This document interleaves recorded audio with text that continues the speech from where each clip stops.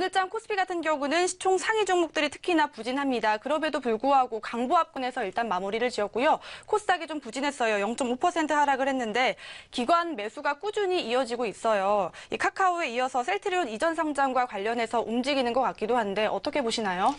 예, 전체적인 상황은 코스닥이 좀 부진한 편이라고 봐야 될 것 같습니다. 코스닥뿐만이 아니죠. 사실 일반 개인들이 상대적으로 보다 많이 선호하는 현재 중소형주 섹터가 사실 시장 분위기에 비해서는 상당히 부진한 편입니다. 코스피만 따진다면 금년 한 해 우리 코스피 지수는 무려 21% 정도 상승을 했습니다. 반면 코스닥은 작년 연말 대비 불과 5.6%, 오늘 0.5% 빠졌으니까 거의 뭐 5% 정도 수준입니다. 그래서 그런 정도로 이제 코스피에 비해서도 유독 코스닥이 약한 모습을 보였다는 것을 알 수가 있다는 것이죠. 또 오늘 같은 경우에 특별히 코스닥에 국한된 악재가 돌출된 것은 전혀 아니죠. 앞에서 잠깐 언급을 했습니다만 굳이 있다면 지난 주말에 삼성전자 좋은 실적입니다. 좋은 실적 발표가 된 것이 오히려 현재 단기적인 악재로 작용을 하는 것 같습니다. 해서 그것을 삼성전자 호실적의 저주라는 그런 표현을 하기도 합니다.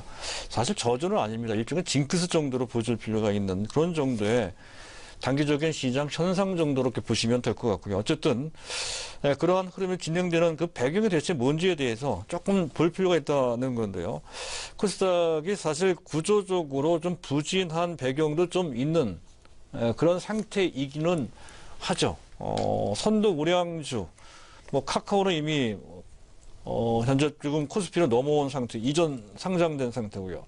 이제 셀트리온도 넘어온다고 합니다. 그래서 우량주들이 다 빠져나가면 코스닥은 제 2부 리그도 안 되는 것 같습니다. 3부 리그로 전락할 수 있는 그러한 우려가 좀 있는 상태이고요. 또한 기본적으로 전 세계 시장 들었습니다만은 특히 우리 시장에서는 대형주 장세가 작년도 그랬었고요. 금년도 아주 강렬하게 좀 만들어지고 있습니다. 따라서 상대적으로 중소형주 및 중소형주 위주의 코스닥 시장은 위축될 수밖에 없는 그런 분위기라는 것이고요.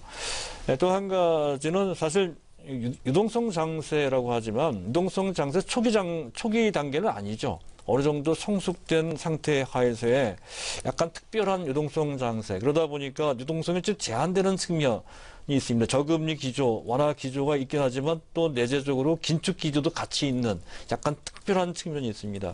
그래서 외형적으로는 약간 뜨거운 유동성 장세라고 하지만 내재적으로는 실적 장세와 특히 우리 증시에서는 그렇습니다. 외국인과 기관이 동시에 순매수하는 그러한 기반을 갖고 있지는 못하죠. 한쪽에 사면 한쪽에 파는 식의 구조가 돼서 전반적인 열기가 중화되거나 또는 현재 약간 다운되는 상쇄되는 그런 상태가 좀 되고 있습니다. 근데 그런 부분이 좀 있습니다. 해서 다 같이 모든 종목들이 동시다발로 올라가는 유동성 장세의 전형적인 특징이 잘 나타나지 않은 채 어떤 특정 시장, 특정 업종, 특정 종목이 선택돼서 올라가는 실적 장세화 같은 그런 성격, 그런 성향을 현재 보이고 있고 거기에 한가운데 코스닥이 있다는 것이죠. 그리고 또 한 가지는 제도적 측면에서 특히 대주주 양도세 증세 얘기가 끊임없이 나오고 있죠. 현재 대주주 양도세 증세 문제, 양도세 부과 문제는 계속 압박을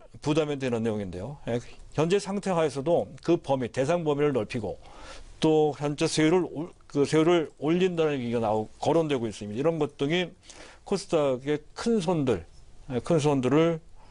현재 지금 부담스럽게 하는 악재로 작용하는 것 같습니다. 그런 부분이 좀 있는 것 같고 그런 것 때문에 코스닥 개별 종목들, 시가총액이 낮은 종목들이 더 부정적인 그런 영향을 받는 것으로 볼 수가 있습니다. 이 자리에서 다시 한번 코스닥을 떠나서 코스피 유형별 현재 수익률을 한번 체크해 볼 필요가 있다는 건데요. 코스피만 따졌을 때 대형주, 중소형주, 코스피의 중소형주와 코스닥과는 상당한 관계가 있다는 것을 알 수가 있죠.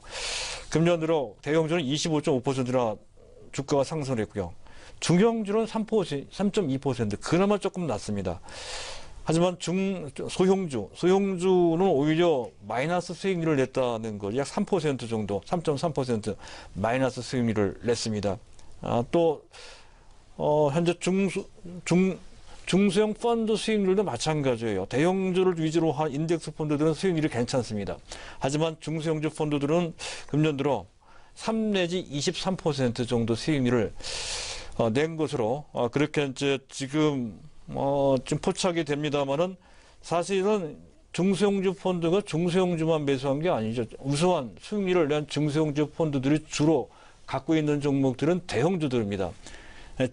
금년 들어 중소형주 펀드들이 가장 많이 매수한 종목은 삼성전자입니다. 중소형주 펀드라고 해서 반드시 중소형주만 매수하는 것은 아니죠.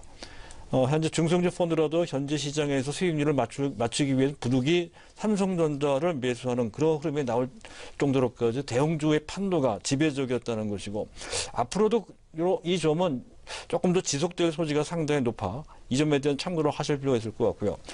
또 중소형주 펀드 중에 가장 인기 있는 유명한 펀드가 신용 마라톤 중소형주 펀드입니다.